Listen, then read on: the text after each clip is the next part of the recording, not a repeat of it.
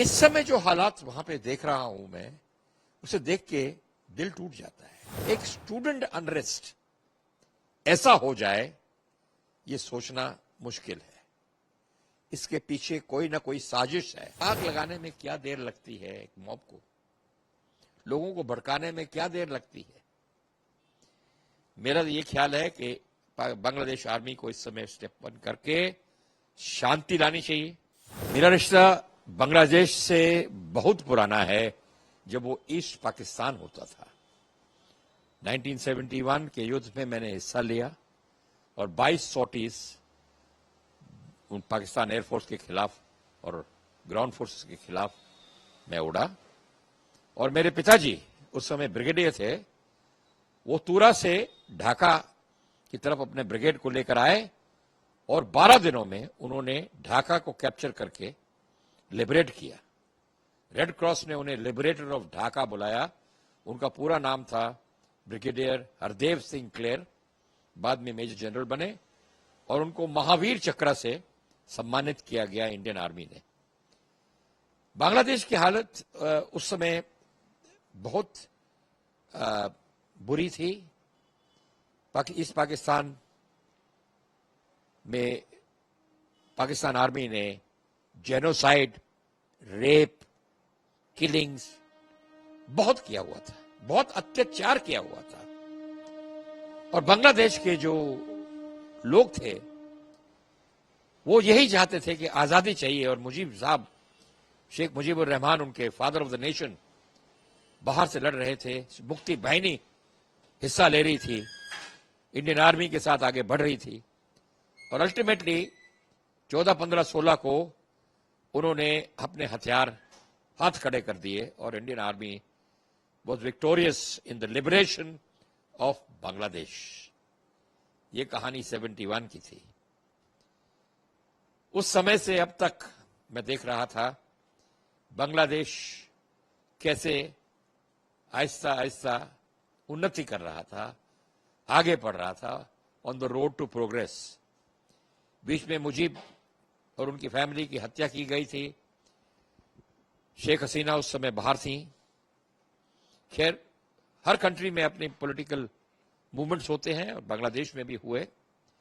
पर इस समय पिछले 10-15 साल से मैं ढाका 3-4 बारी हो आया हूं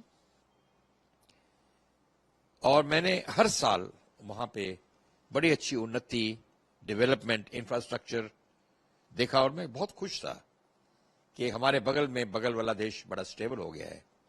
मेरे बहुत दोस्त बांग्लादेश में हैं, कुछ आर्मी से रिटायर्ड हैं, कुछ एयरफोर्स से रिटायर्ड हैं, कुछ अच्छे बिजनेसमैन हैं और अभी भी मेरा अच्छा संपर्क उनके साथ है।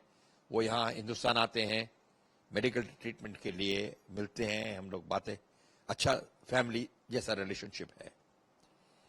पर इस समय जो हालात वहां पे देख रहा हूं मैं, उसे देख के दिल टूट जाता है।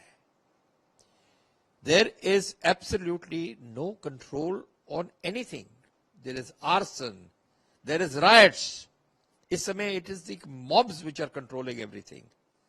कौन इनके पीछे है ये समझना बहुत मुश्किल है, बिकॉज एक स्टूडेंट अनरेस्ट ऐसा हो जाए, ये सोचना मुश्किल है।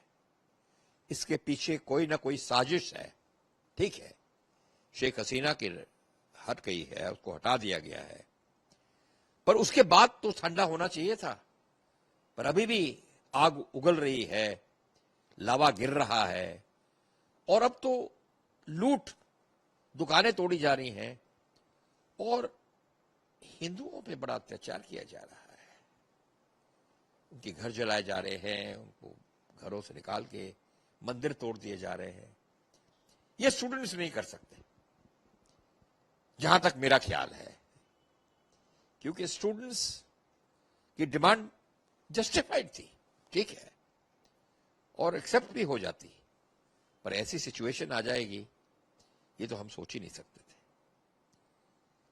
लोग कह रहे हैं इंटरिम गवर्नमेंट आएगी, इंटरिम गवर्नमेंट आएगी। इंटरिम गवर्नमेंट कैसे आएगी जब तक ये लूटिंग, प्लंडर, आर्सन, ये जो दंगेबाजी है, फसाद हो रहा है, ये बंद नहीं होगा।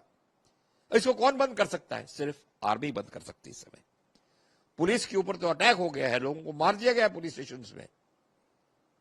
So the only potent factor in Bangladesh at the moment is the Bangladesh army, which can bring a little bit of sanity in the people and stop these mobs from going around doing what they are doing.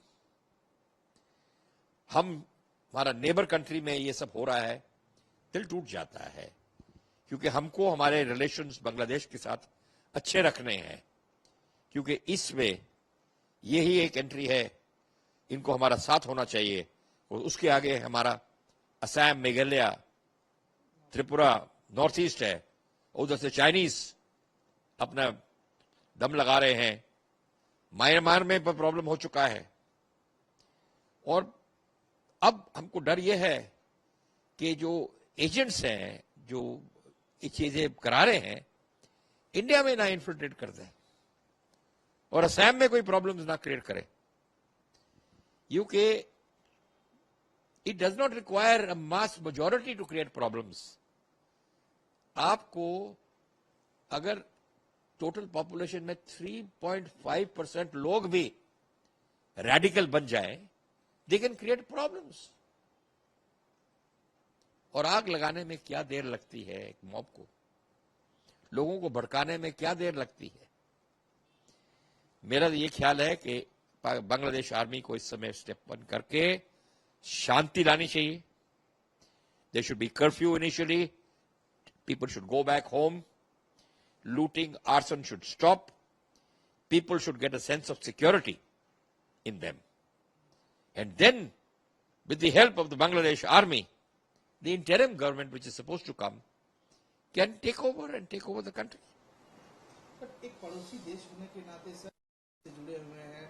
अब जैसे कि यहाँ पे कहा जा रहा है कि जो हालात है मौजूदा, क्या लग रहा है कि इंडिया को भी अलर्ट हो जाना चाहिए? बिल्कुल अलर्ट होना चाहिए. टू बिगिन विद एक 71 जैसी सिचुएशन नहीं आनी चाहिए जहां पे millions of people crossed over into India because of genocide, and India accepted them because हम लोग नहीं चाहते थे कि लोग खामोखा मारे जाएं, औरतों के ऊपर अत्याचार रुक जाए. इतने लोग बांग्लादेश से हिंदुस्तान में आ गए थे, पूरा असम में घुस गए थे, अमृतसर तक लोग पहुंच गए थे. वैसा सिचुएशन नहीं होना मांगते हम इस समय. मेरे चाहत में हमारी गवर्नमेंट ये नहीं चाहती. और हमारा वल्नरेबल एरिया जो है, वो हमारा वो जो लिटिल नेक है, जो कॉरिडोर है सिलीगुड़ी के नीचे पास, वो बहुत नैरो कॉरिडोर है. और चाइना की नाक उसके ऊपर पड़ी है कि किस तरह उसको रोका जाए, बिकॉज उससे अगर कट ऑफ हो गए तो हमारा असम और वो पूरा नॉर्थ ईस्ट कट ऑफ हो जाएगा. उसको प्रोटेक्ट करना बहुत जरूरी है कि कोई इन्फिल्ट्रेशन ना हो वहां पे. हमारा जो असम के साइड बॉर्डर है वो पोरस है, मतलब पोरस है मीन्स लोग आराम से जा सकते हैं, तो उसको सिक्योर करना बहुत जरूरी है. और इस समय में जहां तक मेरा ख्याल है, इंडियन आर्मी को हुक्म मिला हुआ है तैनात होने के लिए, बॉर्डर सिक्योरिटी फोर्स को बोला गया है तैनात होने के लिए, और बॉर्डर्स को काफी स्ट्रांग किया जा रहा है कि अननेसेसरी या इन्फिल्ट्रेशन ना हो जाए और गलत एलिमेंट्स वहां ना पहुंचे. न्यूज नेशन अब व्हाट्सएप पर खबरों के ताजा अपडेट के लिए न्यूज नेशन के इस क्यूआर कोड को स्कैन करें.